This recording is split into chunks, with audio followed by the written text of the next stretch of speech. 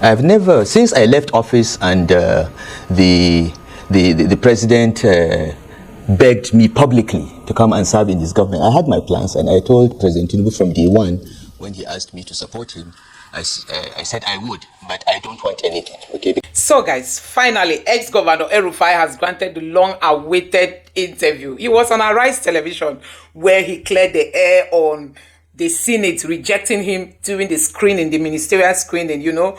He's saying that he wasn't rejected by the Senate, and he was the one that decided not to work again under the Tinubu's government when he noticed that Tinubu has changed his mind, that they were citing security reasons, and he was wondering why cite security reasons, that after all, those that were eventually nominated, that they have no experience, they don't have that quality, and that is why the policies that they are implementing are not working. Honestly, you need to take your time and watch this video. Also, he's saying that he is still fully in politics, that he's not leaving politics anytime soon. Hey, meaning that, see, go and come, I'm still there. El-Rufai said he's not leaving politics, and one keeps wondering, Shebi, they said we are the leaders of tomorrow, and these old people say they don't want to leave politics. He's 65, but he said he's not leaving politics anytime soon.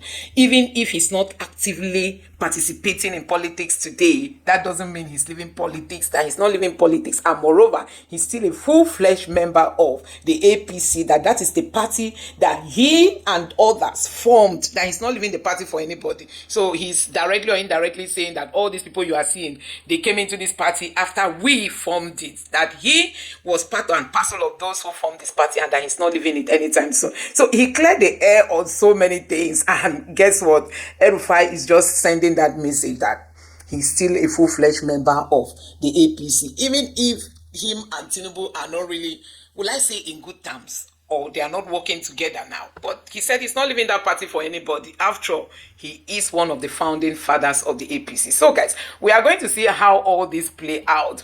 Don't forget that so many people have been condemning El-Rufai that he's not qualified to be the president of Nigeria, because from the look of things, he's eyeing that position. He has been doing consultation, meeting the APC, meeting the PDP, meeting SDP, and we were even told he met with Peter Obi.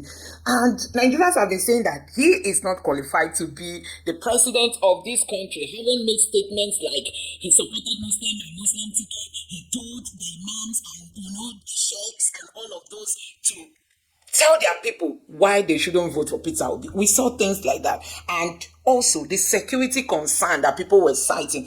You know that El-Rufai is a Muslim. Now in Kaduna State, his deputy was supposed to be a Christian, but he still went for a Muslim deputy. And at the end of the day, we saw how that impacted on the lives of the people of southern Kaduna. Many of them suffered a whole lot during El-Rufai's regime. I mean, in terms of attacks from all these bandits. And guess what? At the end of the day, those bandits will be freed. They weren't arrested. They will come, launch that attack, disappear. And we did not really see El-Rufai participating very actively to like reduce the attack or even end it. But like we all know that the current government in Kaduna State is really doing a lot as to, you know, making sure that those attacks are not happening. Anyway, guys, I'm going to allow you just take a look for yourself what El-Rufai said and all that he said about the Tinubu's government and why some of the policies are not working, and also if he's still going to remain in the APC or not. Let me just allow you to take a look at this. Take a look for yourself. I've never, since I left office and the president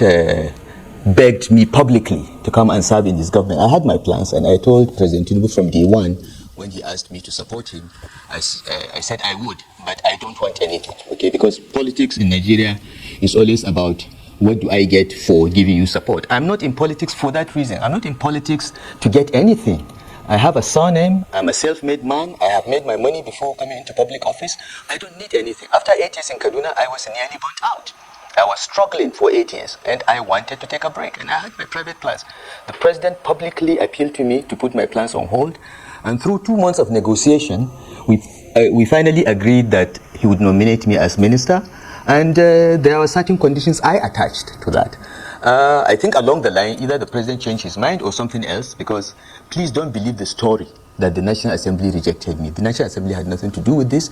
The president didn't want me in his cabinet. He changed his mind. Whatever it is, frankly, I don't care. And I told him, and I moved on. And since I moved on, I've not said a word. I've not granted any interview. I've not commented on the government.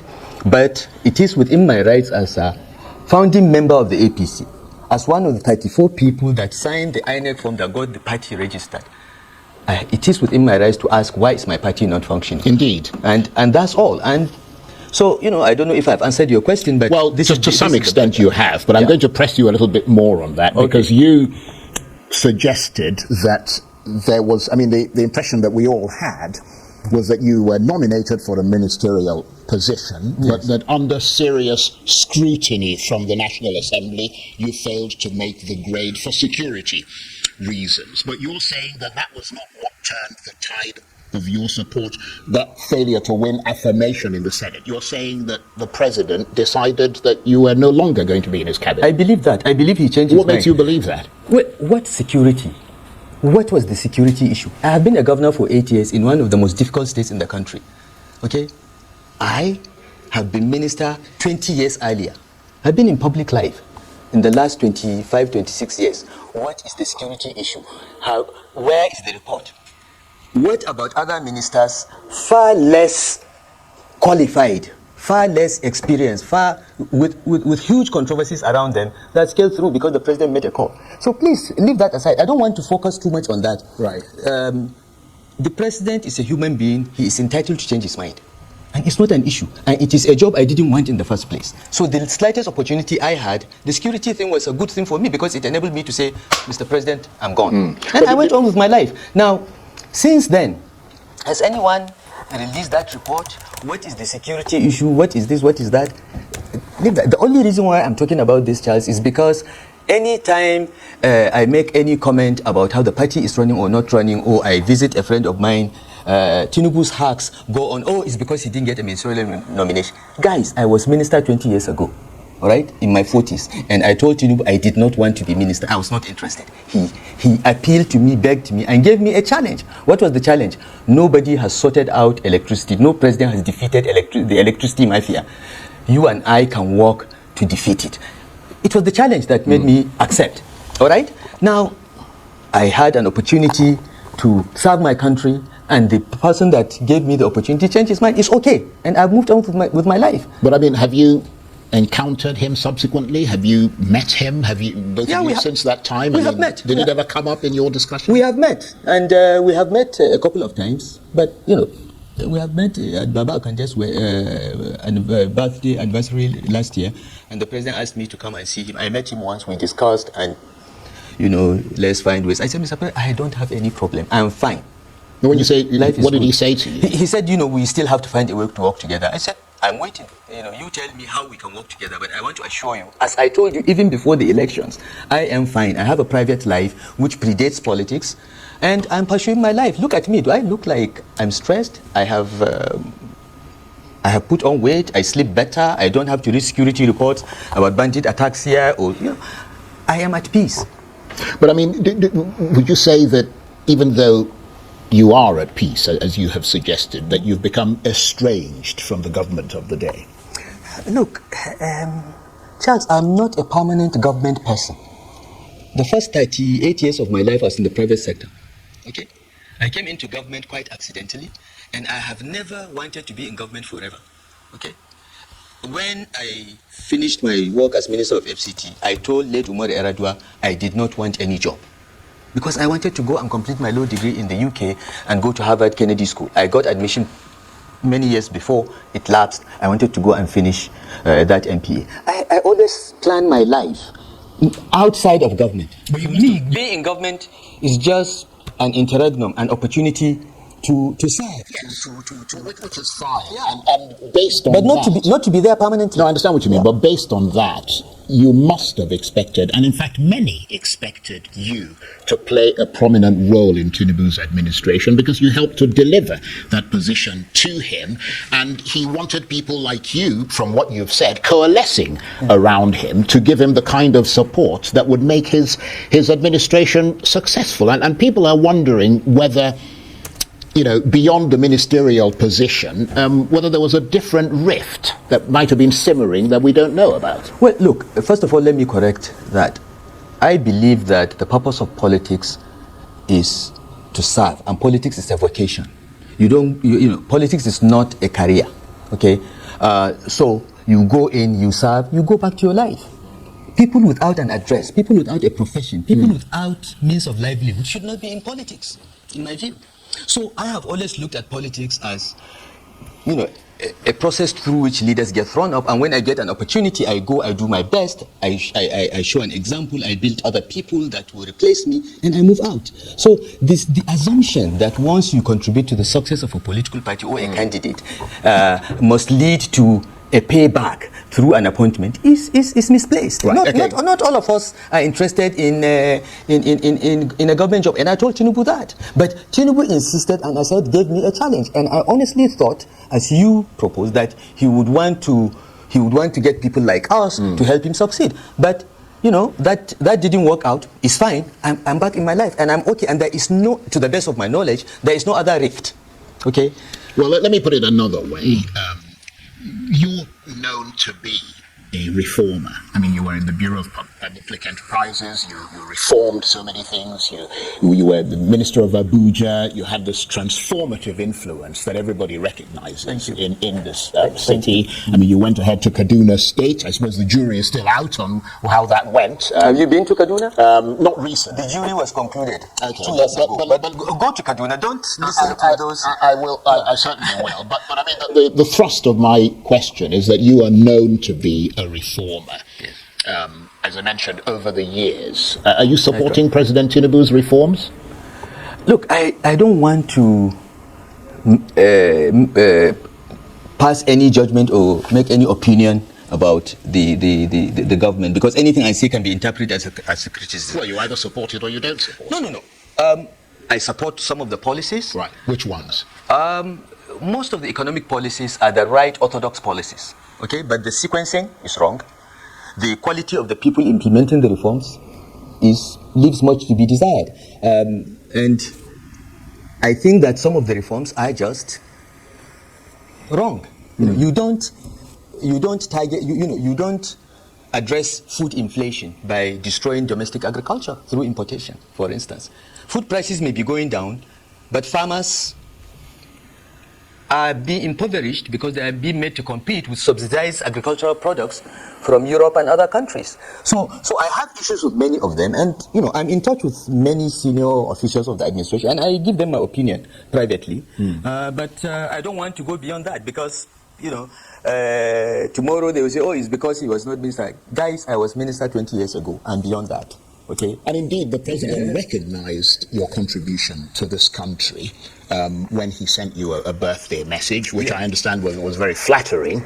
It was nice. Were you flattered by it? No, I wasn't flattered. I actually complained to Bayo Onanuga when I saw him. I said, why did you mess up my birthday? He said, why? I said, all my enemies... How do you mean mess up your birthday? Well, by issuing that message, all my enemies that were celebrating that no one would recognize my birthday compared to when I was governor, were made to be unhappy. Some were compelled to send me birthday greetings because the president sent birthday greetings and recognized that I contributed to the formation of APC as well as success in 3 presidential elections. And we joked about it. But yeah, it was kind of the president, but it hurt my enemies more than it made me happier. And of course, I don't know how much you hurt, because you, as you correctly pointed out, you were one of the founding members of the APC. I mean, recently you said the APC was originally established to combat corruption, rebuild the Nigerian economy, and enhance security. But you were quite clear that along the way, those goals have been abandoned. The APC, as I mentioned, is of course your party, so one presumes that you have the inside track on what's gone wrong and how it has come to this. I don't know what has gone wrong. All I know is that a political party functions through internal democracy.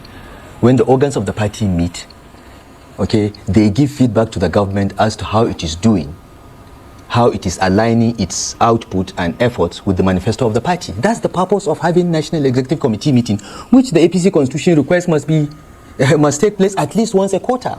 That's the purpose of having National Caucus, so that other non-members of NEC, but experienced, former governors, former this and that, will come and give their views, what they are hearing on the street about the effectiveness of government policies vis-a-vis the promises the party made. In 2 years, the party has not met. So no one, to the best of my knowledge, no one has any inside track on what has gone wrong. In the last few months, I've been visiting the former national chairman of APC. I went to see Baba Akonde. I asked him the same question. I saw Adam Soshomole. I visited Chief John Oyegun. Yesterday, I went to Kefi to meet with Abdullahi Adamu. I am asking the same question. What is happening to our party? What has gone wrong? And nobody can say anything because the party has not met for 2 years. There has been no conversation about the alignment of government policies with the progressive values of the party. No conversation at all. I'm happy to learn through the grapevine that the party is finally going to have a national caucus meeting and NEC meeting, and I hope that will be discussed. The question you are asking should be asked in those two fora, and let's find out why has the party forgotten its founding values? But of course, you, in spite of all that, I mean, clearly you sound deeply frustrated. Anybody who's watching you now can see that. You have said that you have no intention of leaving the APC, but you wanted it to change. I mean, and you're not seeing any signs of that change. Yeah. Well, first of all, I didn't say I have no intention of leaving the APC. I said that APC is my party. I founded it. Well, you did say that you didn't intend to leave. You said when you leave, at that time, you will retire, and that's it. Yeah. So you wouldn't join any of it. At that time, yes. But now, I'm not leaving the APC, Charles. The APC has left me. We founded that party based on certain values. The party has left. Okay? I am stranded. I'm standing. The APC is there. I'm here. So, to be very accurate, I'm not leaving the APC. The APC has already left me. Right. Having left you, yes. What happens next? Well, I'm not ready to retire from politics. Right. So you're shopping around. So sooner or later, I may have to find another platform to pursue those progressive values that I believe in. If I can't find them in the APC, I hope that the APC will meet and correct its journey, and then maybe some of us can look at it again. But for now, there are many of us that cannot recognize the party. It is not what we worked hard to create. And all this has nothing to do with your own personal ambition, political ambition. Because I mean, to be a politician, you've got to have an ambition, don't you? No, you don't. You don't need to have an ambition. I mean, a politician like yourself, I mean, you've had several ambitions, and you've fulfilled those ambitions. Actually, I've never had an ambition in politics. So you didn't want to be governor of? I didn't want to be governor. Look, President Buhari, and you can ask him anytime, more or less forced me to run for governor of Kaduna State. I was afraid of running because I've never run for office. I am a worker, Charles. People go and run for office, and they have a difficult assignment, and they get people like me who get it done. Myself, Ngozi, Obi, we are not people that will stand on a podium and tell people to vote for us. We are not like that. That's not our training. That's not our inclination. But after we formed the APC, and I was in the National Executive Committee, I was Deputy National Secretary, and we are preparing for the 2015 elections, President Buhari called me and said, go and run for governor. I said, no, sir. I'm not. I don't have those skill sets. My skill sets are technocratic. He said, no. Go. We had 3 conversations before I accepted. And now that you've run, you've been bitten by the bug, have you? Well, I've been bitten by the bug in 2 respects. I will remain in politics for life, all right? But that does not mean I will be contesting elections or something. Yeah, I will remain in politics because I believe that I have to influence what happens in our party so that we have better quality candidates and governors. That's all. So I'm 65. I'm not yet ready to retire in politics. I intend to remain in politics. So sooner or later, if APC doesn't sort itself out and come back to those progressive values that I stand for and where I'm standing, I will find another platform that has similar values and move on. Well, talking about the possibility of another platform, I mean, more recently you've been seen in the company of top opposition figures. You've been reported to be in some sort of political discussion with them. I mean, could you sort of enlighten us as to what is going on there? No plans to join the PDP or the SDP or any other party? Discussions underway, possibly? Okay. First of all, I think it should be clear that the fact that I'm in the APC doesn't mean that I cannot visit a friend of mine for the PDP or SDP. Okay? So anytime I visit anyone that is not APC, say, oh, he's thinking of leaving the party. In fact, about 2 months ago, one character in Kaduna posted on his Facebook page that I've collected a PDP membership card in my ward. It was totally untrue. When I visited my brother and friend Sheikh Gabam at the SDP headquarters, he has joined the SDP. Again, not true. I don't know where I will end up if the APC doesn't come back to where we started. But one thing I can tell you for sure is that PDP is not a party that I will go to, ever. Okay? Right. I have thought about that. I've decided that long ago, and nothing has changed. In fact, if anything, PDP has gotten worse. Right. So I can tell you, rule out PDP. I met with PDP leadership in Kaduna a couple of days ago. The state leadership of the party came to see me, and I will meet with them. Look, I'm a public figure in my state and at my age, and based on the responsibilities I have held, I am a leader of some sort. And if people say they want to see me, I'm not going to say you're PDP, I will see you, or you're SDP, or I'll only meet with APC people. It is my duty to meet with everyone.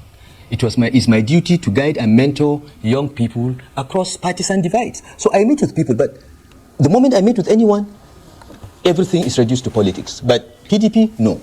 Other parties, possibly, if the APC doesn't sort itself out. But I mean, some people have suggested that you have the potential to run for president of this country, given your,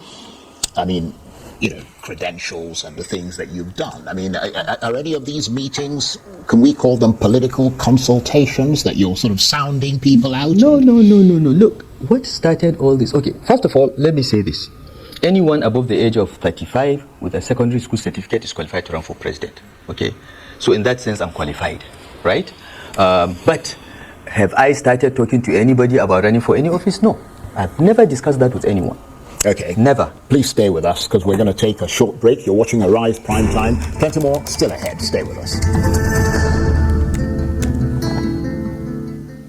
Welcome back to Arise Prime Time, where we offer perspectives on the news and talking points of the day. I'm Charles Anyegolu, and I'm enormously delighted to say that the former governor of Kaduna State, El-Rufai, is still with me in the studio. It's the first interview he's granted to any news organization since he left public office in May 2023, and it's great to be here with you.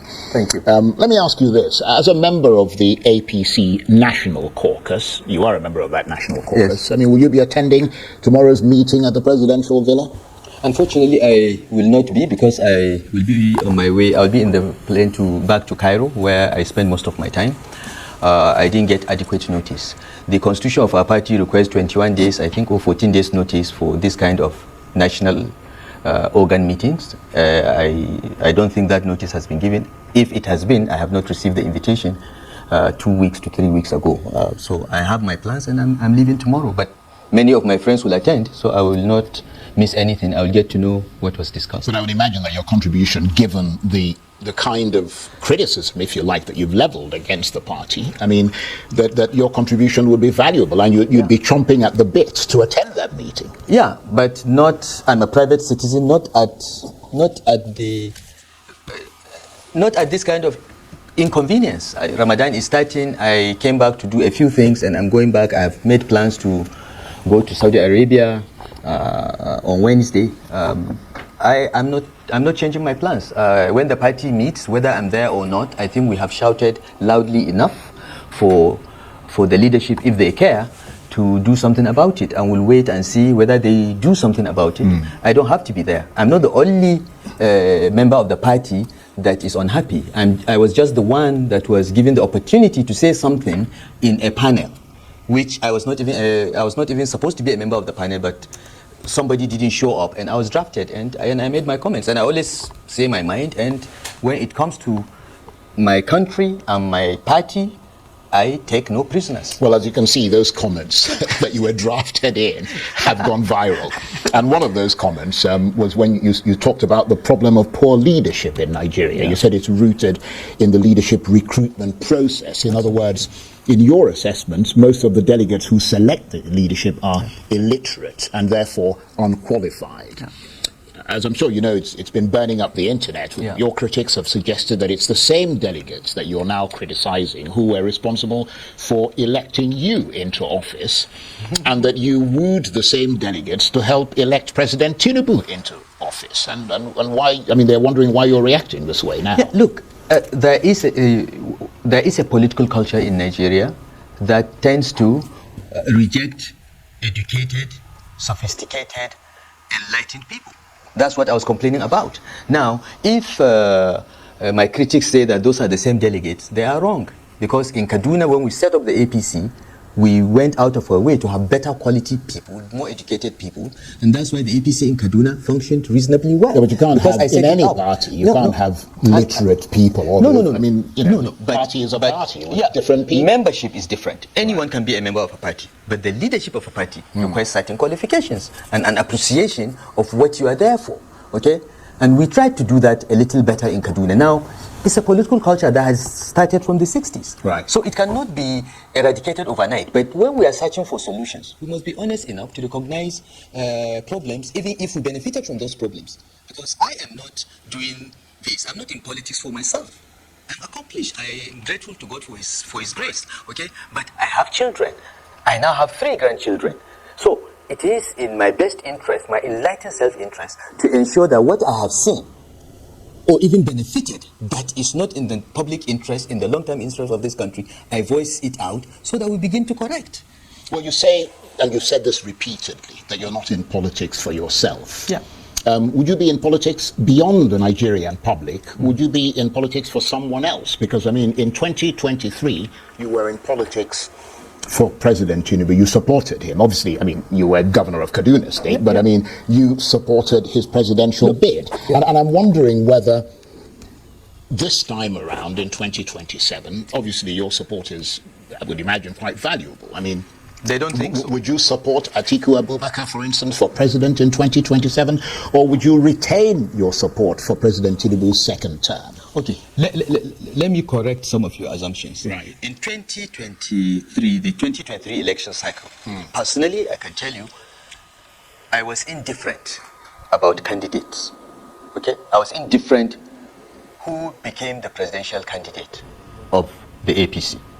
What I was determined will not happen is for a northerner to emerge as the presidential candidate of the APC based on the understanding that I know we had in 2013 when we formed the APC, that after 8 years of Buhari's rule, power will go to the south. I was on holiday in Dubai when I realized that this was what was going on. Some elements around the president wanted a northerner to succeed the president.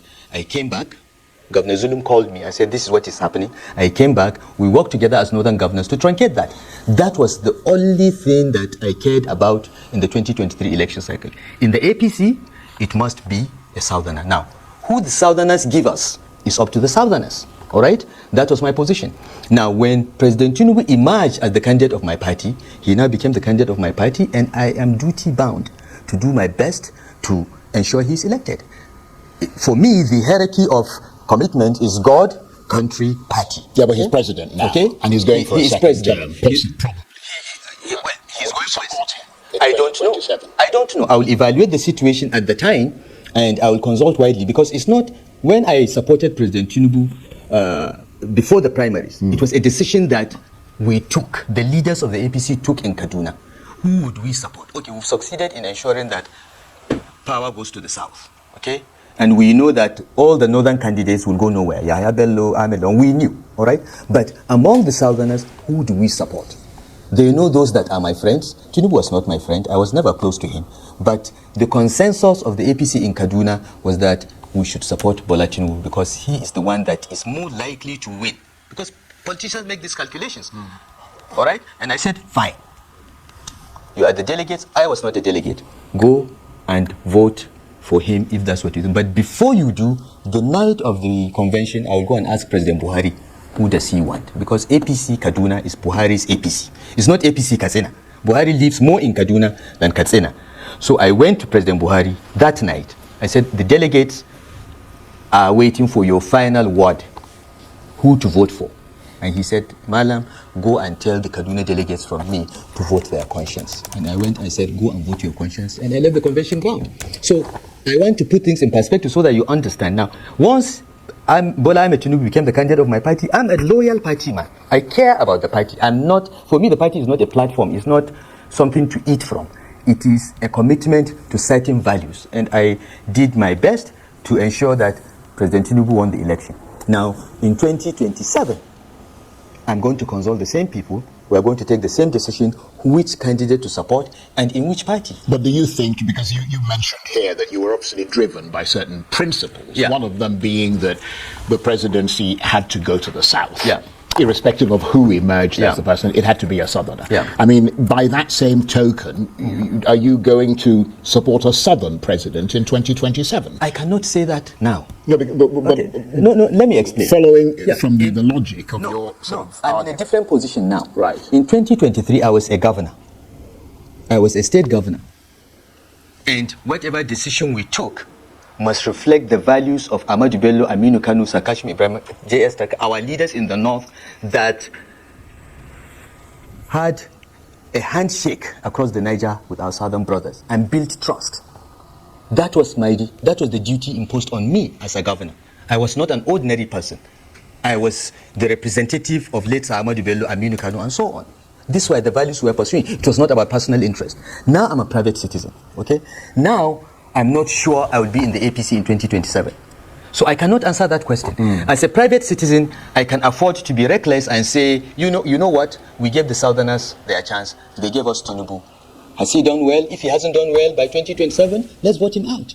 Okay? I would prefer that a Southerner succeeds Tinubu. But at the end of the day, in the party that I would be, whether it is APC or any other party, the calculation has to be who will win.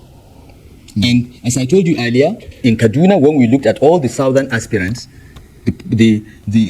our caucus said, look, Tinubu has the best chance of winning. Our party must win. Whatever the budget he comes with, let's manage it after we win. It is the same way these decisions are taken. Now, in 2027, I will not be a governor. So I will not have the sort of clout that I had in 2023. But I'm just explaining this so that people understand that in those smoke-filled rooms where these political decisions are taken, hard political mathematics takes place in which you want to win. And the person that wins is the one that you go for. It doesn't matter where he comes from. It's the person that you think will win because your party should win the election. So I cannot answer that question now. It's a question that we'll have to look going forward. Right. Okay, but let's assess the political temperature in this country from the northern perspective. Yeah. We've read many times, we've had people sit where you're sitting from the north, the Northern League, different people from the north who express dissatisfaction with President Tinubu, particularly over appointments. What is your position on that? I agree with them. I think that President Tinubu's appointments are quite imbalanced. But unlike others that think, the appointments are skewed towards Southwest, no. Please, don't blame the Southwest for what one individual is doing. Okay? As a northerner and someone that lived half of his life under military rule, we have suffered that. The military takes power, they do things, the head of state is a northerner, he messes up, every northerner is blamed. No. Yorubas are very honorable people. Okay? But there's a difference even in Yoruba land between an Omoluabi, okay, who is the ideal Yoruba person with morals and character, and an area boy. Okay? So I want people to stop saying it's Southwest. Look, President Tinubu is appointing his own boys. Not because they are Yoruba, but because they are his own boys. And most of the appointments do not even reasonably cover the Southwest. Okay, so people should stop confusing the two. The appointments are not balanced. Yes, definitely. Definitely. Right. You cannot argue that. But it's not a Yoruba thing. Please don't punish the Yorubas as you have been punishing Northerners for the sins of the military. Okay? Let's focus on individuals and hold them accountable. President Tinubu needs to do something about that. It's still not too late. He can correct it. But there is palpable anger in the north, and all the people around him, all those telling him that everything is quiet, they cannot go to the north and say vote for APC or vote for Tinubu today. But it's 2 years to the elections. It's not too late to correct things. And I have passed this message through many of those close to him. I hope they have the guts to tell him. Right. I mean, you've talked quite a bit about the North in general and Kaduna, your state in particular. What's your profile like there now? I mean, I'm wondering what sort of relationship you have with your successor, Governor Uba Sani. Look, Uba Sani has been my friend for many, many years. But he is not my friend anymore, because for me, the word friendship is a very important concept. God gave us our relatives. He chose our relatives for us. We have no choice.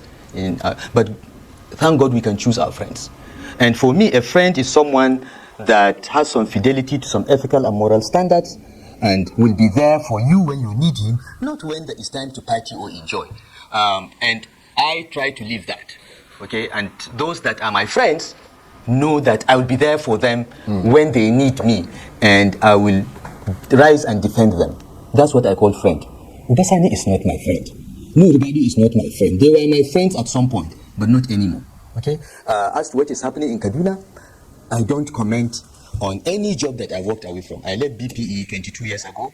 I only went there to interview the DG for my PhD something, and then they came and interviewed me when they were doing a review of the privatization program. Since I left the FCT, I never went back there until my former classmate in Barewa, Mohammed Bello, became minister and wanted to see me repeatedly, so I decided to drive into his office. I don't comment with what I am done with, so I won't comment about Kaduna. Those that say I am relevant or not relevant in Kaduna, I don't comment on that. Let us wait. In 2027, we will see who is relevant and who is not. Well, under his watch, Ubasani, you were accused of massive corruption. To quote them, the State House of Assembly investigated you, recommended that you be fully prosecuted. The lawmakers alleged that hundreds of billions of naira was siphoned off by your administration, money that was simply spirited away, according to them, with no projects to show for it, leaving the state horribly indebted. He felt it was his responsibility because he's the chief executive of the state, and that it's not a matter of friendship, it's about responsibility to the people of Kaduna State. You denied the charges, calling them a political witch hunt, insisting that you governed with integrity, and you suggest that the motive is to damage your political prospects. Yes. Tell us more. Look, if the State House of Assembly is investigating my administration and they have questions, I think the basic principles of fair hearing require that I am invited. I was never invited. Okay? I have read the report of the State House of Assembly where at the end of the report they said 423 billion was siphoned out. There is nowhere in the report where they tabulated that 423 billion from where to where. Money doesn't disappear these days. Money is all electronic. From where did this money move to where? Okay? And the State Assembly recommended that I should be investigated by ICPC and EFCC, blah, blah, blah. I told my guys, calm down. They want us to investigate. We responded and said, this is nonsense. Because the state, Kaduna State, earned about 900 billion in the 8 years I was in office. Now, 45% of that disappearing, I would like to see from where it went. And out of that 900 billion, 500 something billion was salaries and overheads. Okay? So I would really want to see a breakdown where that money was taken from and where. Now, when we responded and got the report, I told my commissioners, government is big. A lot can happen below your level that you don't know. So let's not say anything. Let's wait and see. The anti-corruption agencies, particularly ICPC, have been inviting our people. They have found nothing since then. Okay? An administration that's supposed to have siphoned away 423 billion, so far 2 people have been charged. One for 64 million that was paid to his account as reimbursement for something he did for the government. Another for, I think, 115 million that they said he sold government properties and the money didn't get to the account. The money went into the account and they know. Okay? I thought my commissioners or any one of us would be charged for billions. But these are paltry amounts. Now, what's happening in the ICPC? The EFCC has done its investigations and they have not charged anybody because there is nothing. All right?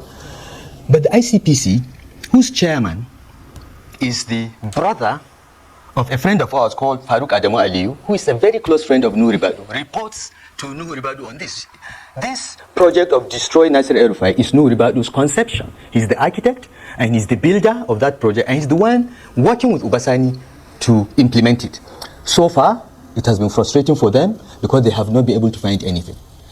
In fact, what they have resorted to doing in the last 2 weeks is to be calling lower level people and some of my officials and saying, implicate Nasir El-Rufai and your problems will go away. This is what the ICPC has become. The EFCC is far more professional. They have, done a much better job of it. And now that we have seen that the whole thing is a charade, we are going to start fighting back. Okay, Charles. I've been in public service for a long time. I was advisor to Abdulsalam Abubakar. I've been DG of BPE. I've been Minister of FCT and Governor of Kaduna State. I swear to you, I swear to God, I have never in my life taken a penny that I'm not entitled to. In fact, in Kaduna State, in my first term of office, because we took a vow along with my late deputy governor that we'll be donating 50% of our salaries and allowances back to the state coffers, I did that. I gave my own entitlements to the government, and I have treasury receipts for that. Right. I have never taken a penny of it, but somebody wants to destroy my reputation. Why? Nobody wants to be president in 2031. Well, he has to eliminate every northerner that he thinks is in the radar. That's what's going on. On that note, I have to say thank you very much indeed for taking the time to talk to us, and also to say that Nuhu Ribadu, members of the APC, have a right of reply if they want to reply to the things you have said here. But it's been an absolute delight having you here. And your forthrightness is always appreciated. Thank you very much indeed. Thank you, Nasir El-Rufai is the former governor of Kaduna State, and this was the first interview he's granted to any news organization since he left public office in May 2023. Thank you very much indeed. Thank you. That's it for this edition of Arise Prime Time. Join us again tomorrow. From me and the entire team here in Abuja, bye-bye and thank you for watching.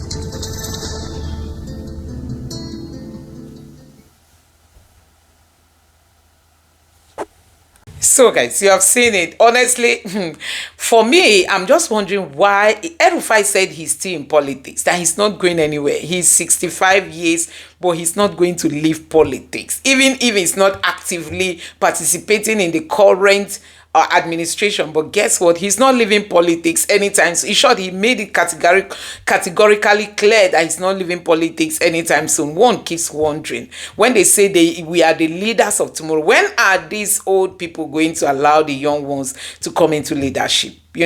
When are they going to allow Nigerians, the youth that we have? I'm really shocked to hear ex-Governor El-Rufai saying that he is not leaving politics anytime soon. He's 65, but he's still part and parcel of anything called politics in Nigeria. Even if he's not currently active in politics, he's not going anywhere. Possibly this man is dreaming to become the next president. Even if he's not the next, possibly he's dreaming that when power returns to the north, he's going to be the one to lead this country. You know he has been making moves, meeting with PDP members, meeting with SDP. Even people have been speculating that he met with Peter Obi and all that. He's trying to build bond, possibly not for this coming election. I'm thinking that El-Rufai is planning to run in the election after 2027. I think he's planning to really wet his feet to build, because guess what? If El-Rufai should come out now, he cannot win, no matter the population the North claims they have. He cannot win, because El-Rufai is that one man that told us that he told his people not to vote for Peter Obi. He told his people why they should vote for Muslim ticket. El-Rufai is somebody who, that he's so, I don't know if I'll call him an extremist. His religion is like everything to him. In Kaduna State, when he served, it was a woman who was his deputy. That woman was a Muslim. He was a Muslim, which is against the norm in the north, especially in Kaduna State, where you are supposed to have like a Muslim governor working with a Christian deputy. But he went for a woman who is equally a Muslim. That sidelined the southern Kaduna people, and that was why we saw massive attacks, on the people of southern Kaduna. In short, El-Rufai's regime can never be forgotten in Kaduna State. That was the height of it. People were quiet. There were so many attacks, and guess what? He couldn't come to the remedy of these people. He couldn't come to their rescue.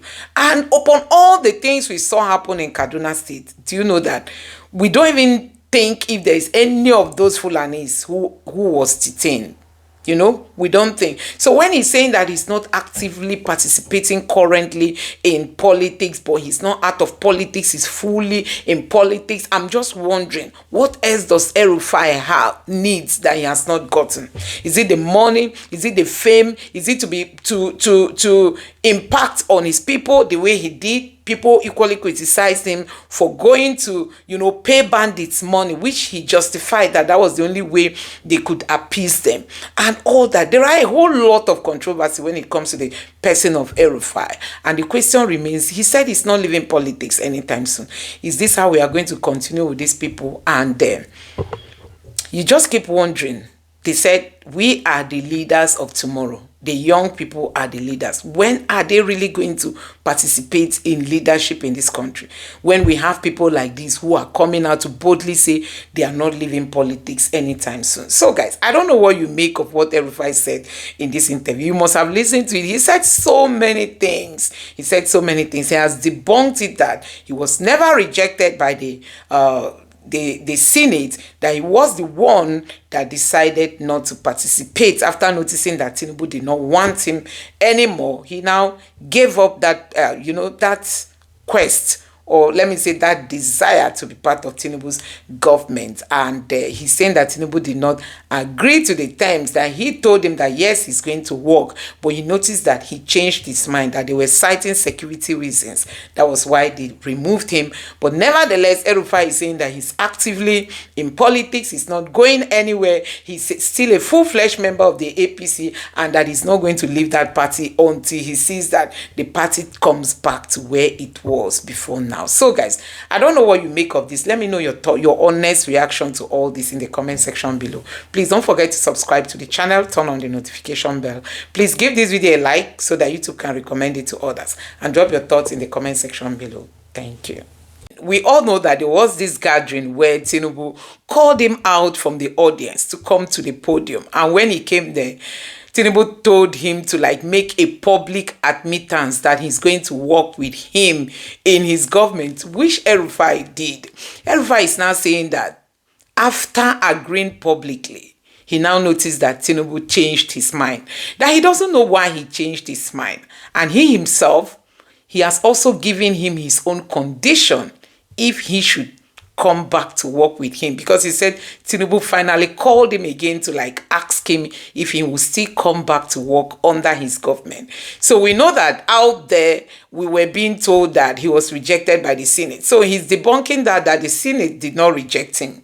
It was Tinubu who changed his mind. And for him now, he's now the one giving Tinubu condition if he's going to work under the Tinubu's government. He also talked about the APC. He said he's a founding father, meaning nobody can take him out of the APC, that he's still a full-fledged member of the APC and that he's not going anywhere. Just that he has seen the party going in the wrong direction. He is still in the party to ensure that the party comes back on track. And if the party refuses to come back to where it used to be, then he will consider going out of the party to go look for another party that has similar values to those that he believes in. So guys, I'm going to allow you to take a look at his reaction. Honestly, you find out that he's not happy with the Tinubu's government. He's not happy how, according to him, some of the policies, the people who are managing it, they are not competent hands. He said he was not nominated, in the post of ministerial post, but he has seen that some of the people that were even taken for this position, they don't have any idea on what to do. I'm just going to allow you to take a look at what El-Rufai said. It was really an interesting moment. Take a look for yourself.